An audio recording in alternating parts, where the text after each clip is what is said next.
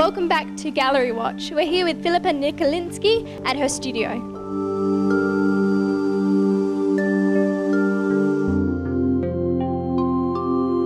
So you mentioned before that you worked with China, and I recognise a flower here. Can you tell us a little bit about it? Yes, I worked for 10 years for Australian Fine China doing native plants for them, and there's the Philippa Nikolinsky I put onto China, which was, again, a bit of a buzz really. But I can show you the field. I've got a whole folio. I can show you how the designs developed. Sure.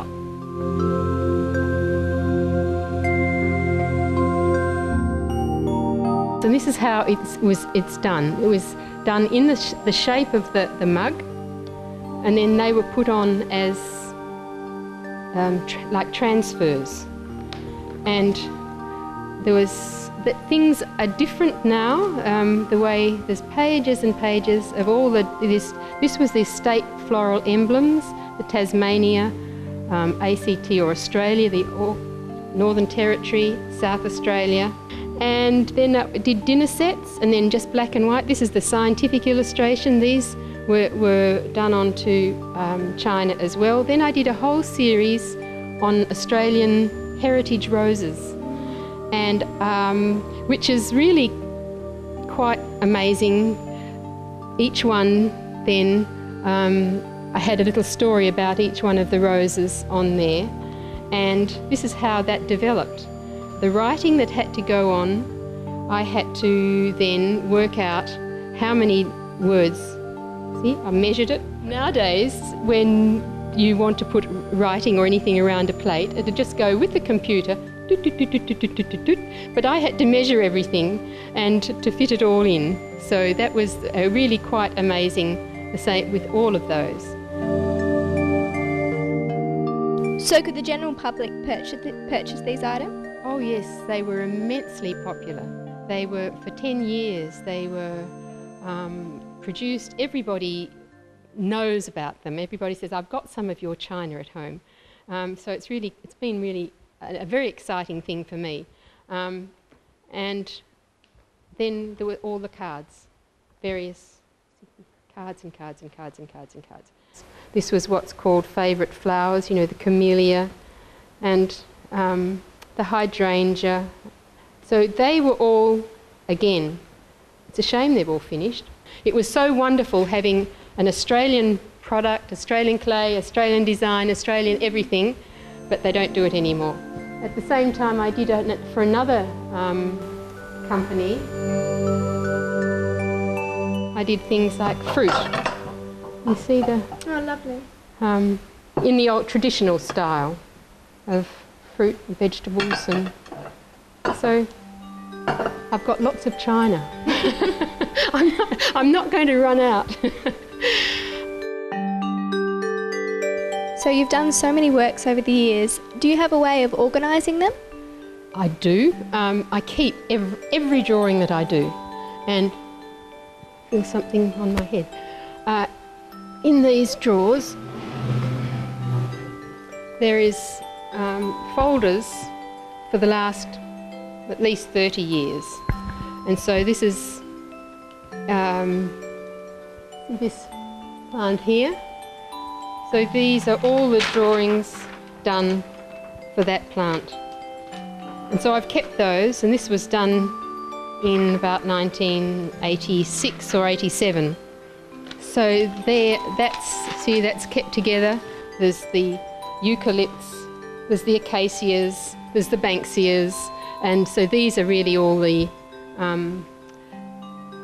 plant drawings. And then further down I've got all the animal drawings, and then all the insect drawings.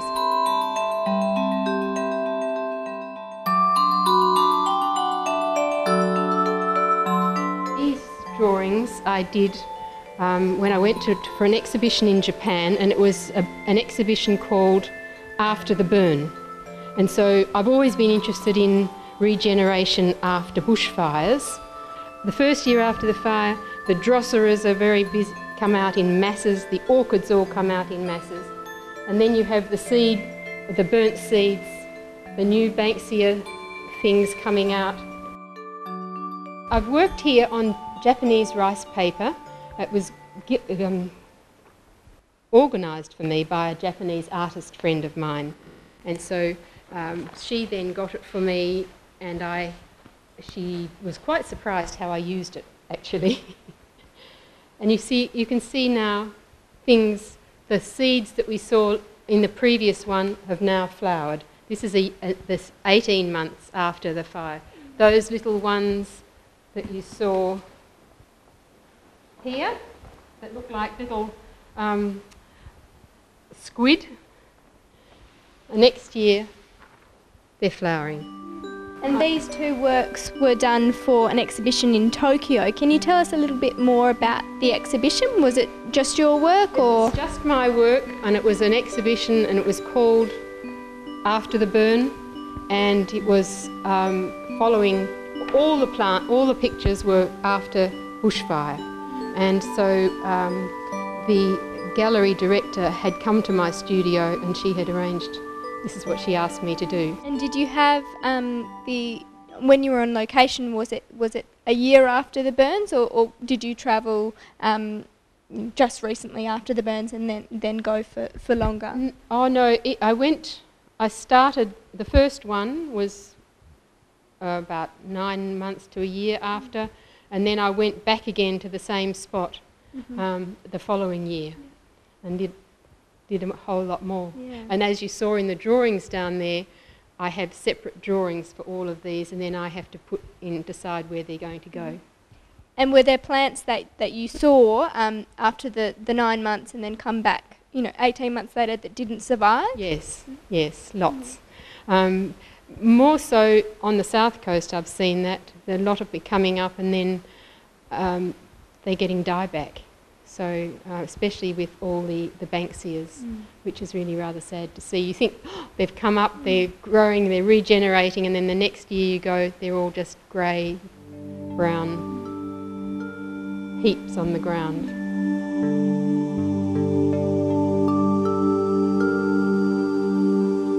So you've got a very impressive collection of journals here. Can you tell us a little bit about your work with Landscope? Yes, it's been an amazing time with Landscope, because it started me on doing various other things rather than just plants. I didn't ever think I could paint birds or animals, but then I read somewhere in an art magazine that somebody said, if you can paint a leaf, you can paint the world. And I know that I can paint a leaf. And so I took it on, and it really has been amazing. It's been the most amazing collection. There's insects and fleas and frogs and spiders and all sorts of scary little scorpion. and scorpions. At the top here we've got 4 covers of pictures that I actually have on the wall. So this is the original, and that's the cover. So I do the painting for them, they scan it and they put it on the cover. So they've obviously enlarged it to fit the space, but it really looks good, doesn't it? It's very accurate. The only thing is, it's got 2 spots on its eye, and it should only have 1. The detail.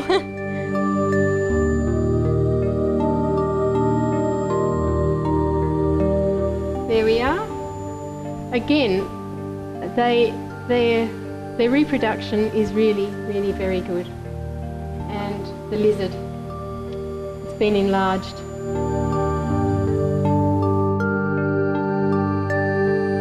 You seem to have a vast collection of the real life specimens. Well, not real life, real death. This is a emu leg, and you can see it's been caught on a wire. So I found that hanging on a wire, so I brought it home. Everything in anything. A seabird skull, seahorses, things that I find. This is an emu skull. Anything is a subject for me. So I collect anything that will eventually help me with my work.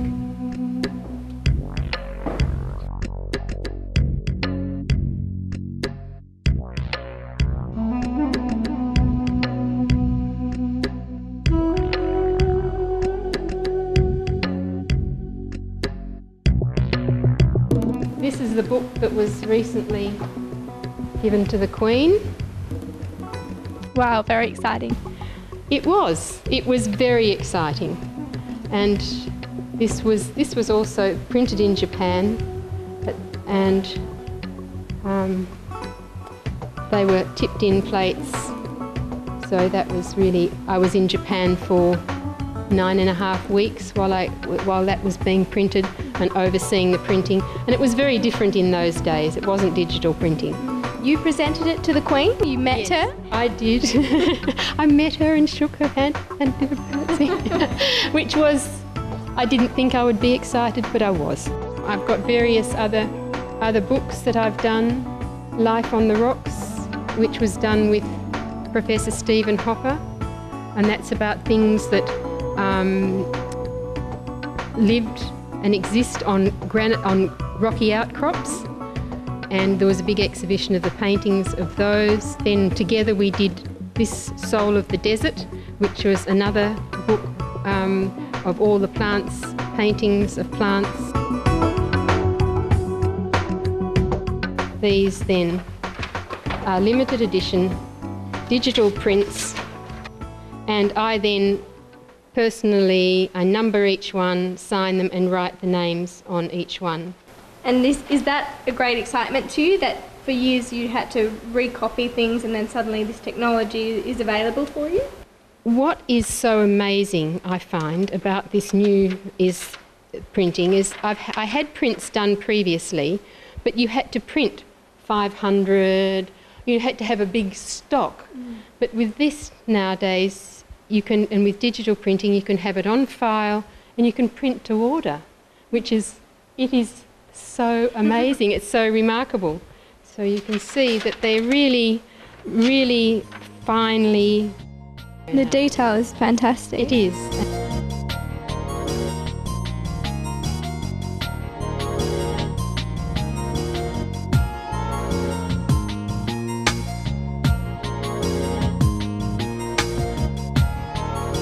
We'd like to thank Philippa again for inviting us into what is a really fantastic studio and providing such a wonderful insight to the current work and the past work, and also the work that's yet to be completed, as we can see over your shoulder.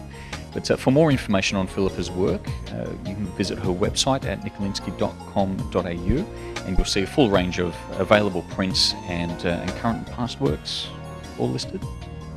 Yep. Fantastic. And there's also a great selection of books, including the new book that's featured in this Gallery Watch episode. So thank you again for watching, and don't forget to visit our website also, gallerywatch.com.au, and we look forward to seeing you again for another fascinating insight into the art scene. Thank you very much.